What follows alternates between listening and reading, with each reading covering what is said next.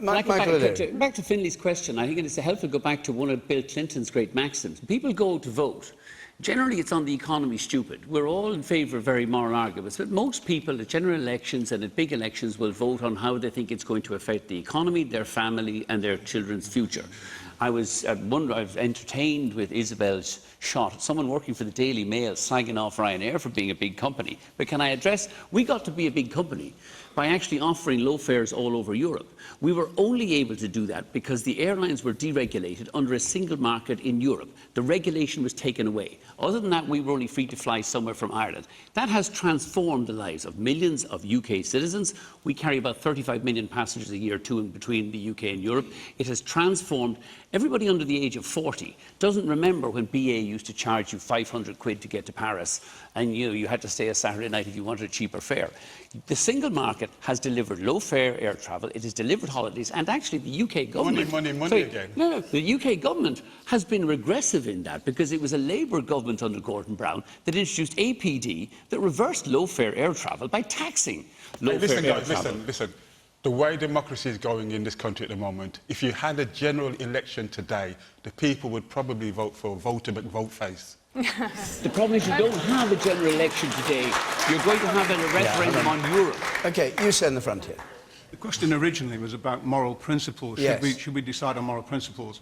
Neil Kinnock was rejected by this electorate, by the British electorate, on 2 separate occasions. He then resigned, went off to the European Commission and took upon himself greater powers than our Prime Minister. Is it morally right that a man who is unelected and rejected by the British population then takes upon himself more power?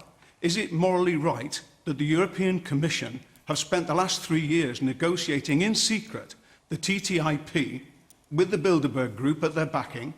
Is it morally right that these people have power over us and we don't have the democratic right to get rid of these people that we don't want? Can you...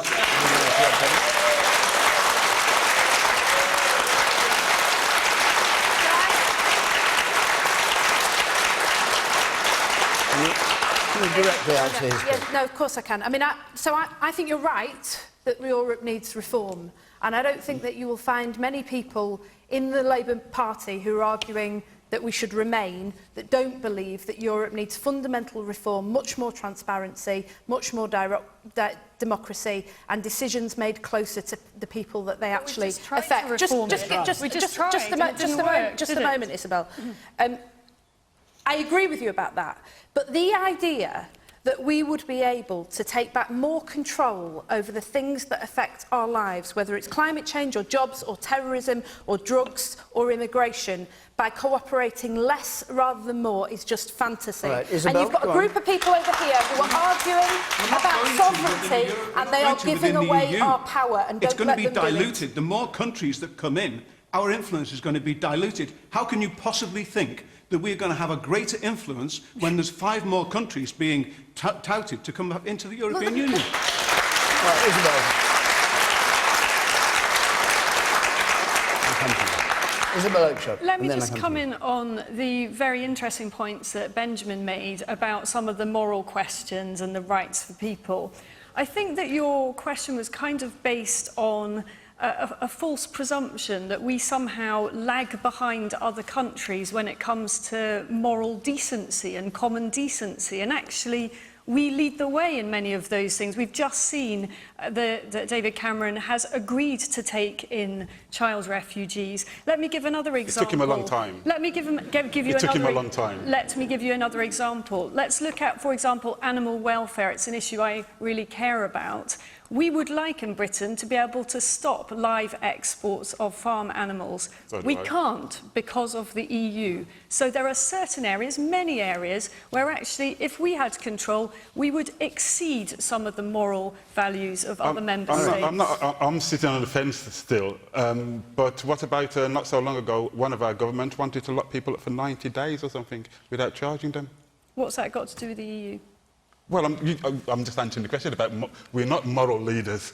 Well, right. We can't be moral leaders in everything. We can try. We can try. You say here. Problem I've got with this referendum. Say again.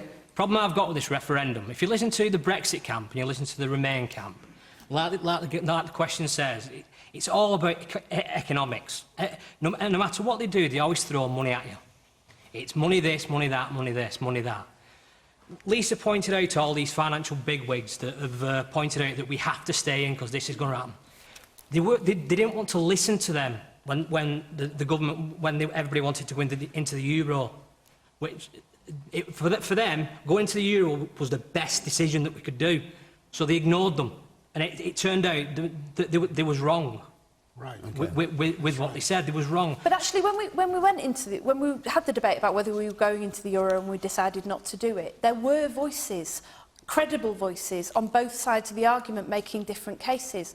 And now what you see when you look across the economic world is you only really find people making the case to remain. And I'm not asking you to vote for Europe on that basis. I'm just saying, think about it, really, that we're part of this enormous trading bloc so we can negotiate better deals with other countries. If we come out, why would it be the same? When you were Chancellor of the Exchequer, and you were following the Deutschmark, and there was the thought of us getting the MS and maybe the euro and all that, when did you start to think that perhaps it wasn't such a good idea to be in the EU? I was the first minister to come out strongly against the single European currency. I did it when I was Chancellor in 1989, before it had come into being, because I hoped it would be stopped, because it was clear that that was their intention. I knew Jacques Delors very well. Before he was President of the Commission, he was my opposite number as French Finance Minister, and I knew exactly what he was up to. And I made a definitive speech, the first one that was made, against joining the euro, against the single currency at all. But let me come back to the economics. I agree that the economics is not the most important thing.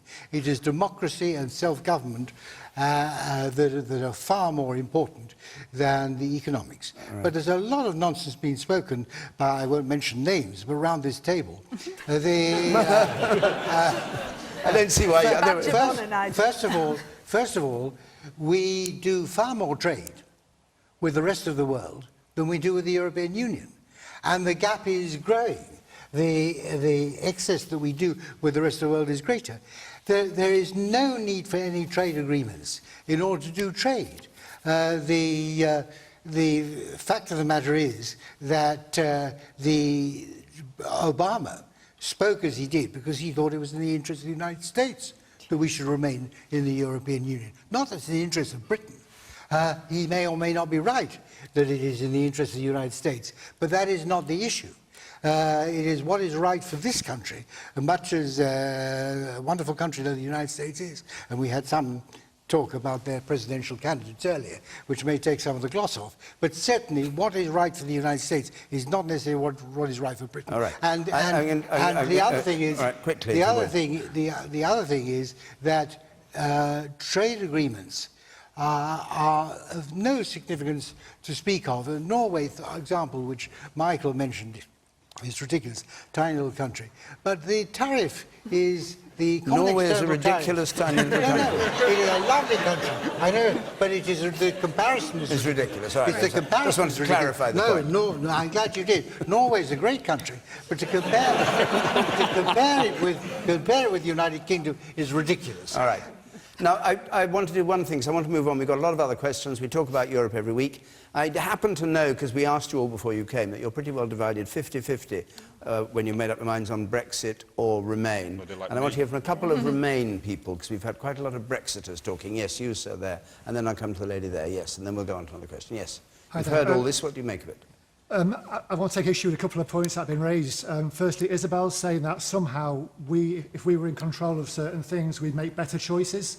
So we've seen the government here in the UK fighting against regulation to protect bees from pesticides, fighting against regulation on climate change, fighting against things like cleaning up our air. They've failed dismally to meet EU targets. So thinking that would be better outside Europe is one thing. But the other thing about democracy, I'm hearing Lord Lawson say that this is all about democracy. But we've got a government here which is overriding local democracy. Decided in Lancashire to oppose fracking. The Lancashire County Council opposed fracking. The government's now going to overrule that. So for him to talk about democracy is completely two-faced when the government here is overriding local people. And the woman there in the white dress, yes. I think that, well, I watched it, either the Sunday Politics or the Angie Marr show a few weeks ago. Mr Lawson said that we wouldn't have a trade agreement in the same way to Norway. But they've got members of Parliament saying, of course we will. And I think you're right with that question, because we just don't know. There's a lot of uncertainty. And I think that the Leave campaign has a lot of, oh, when we leave, there'll be candy floss from trees and unicorns on the ground. The world will be perfect. And we need to make sure that our Remain campaign is equally as passionate, because we're not getting that at the moment. They're not getting passion from it. Do you ever go shopping? I'm sure you do. Do you Yes. only see goods from the European Union in the shops? Of course not. You see goods from all over the world. You don't need to be in the European Union to trade with the European. Europe has that trade agreement. Okay.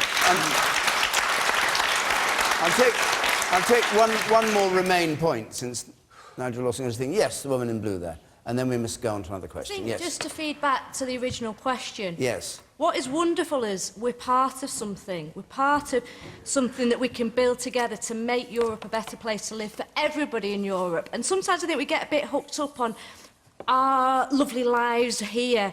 But if we think across Europe, everybody's in different positions. And I personally love the fact that we've got people from all different parts of Europe coming to live here, coming to work, and coming to contribute to the brilliant society we've got. Thank you. We'll go on. Paul Burgess, you have a question for us, please. Paul Burgess. Yeah. Is it right that 6- and 7-year-olds should have to go on strike to express their and their parents' feelings regarding SATs? Yes, children who are kept away from...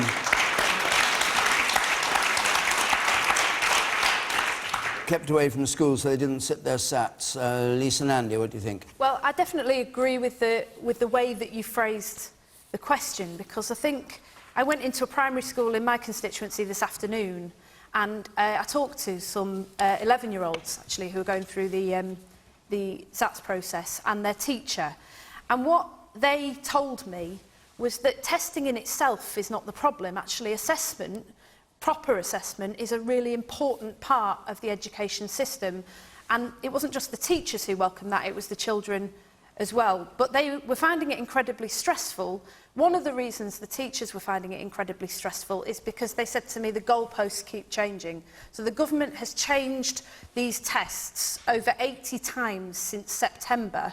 And so teachers were saying, look, we've just lost confidence with the system. And there's a real problem here, because if you chop and change so often that people don't really see the value in the assessment, it's very difficult then for teachers and parents to give confidence to children that those assessments are right as well, and that's where you get the stress. Well, wasn't the point that the children were not meant to know that they were sitting an exam? Isn't that the point of SATs? They were just meant to do them without realising it was an exam? Part of the problem with the way that the government has handled this is that they've talked up the need to be tough and have better standards in schools. They've brought back the 6- and 7-year-old test without any clear evidence that it does raise standards in schools. They actually published some of these tests online by accident and then had to retract them.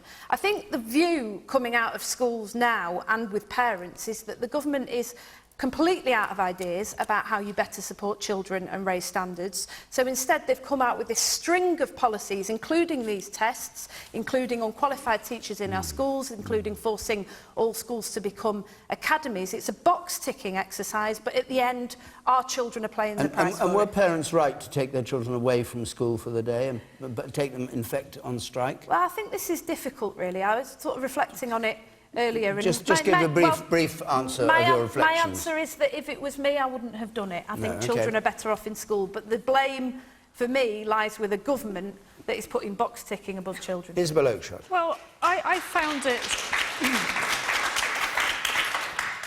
found it incredibly distasteful to see 7-year-olds being marched on strikes with their parents bearing placards. I thought that was really exploitative.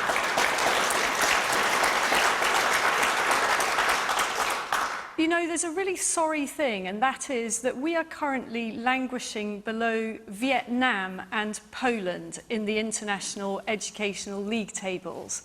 And I think we should be throwing everything that we've got at raising our game.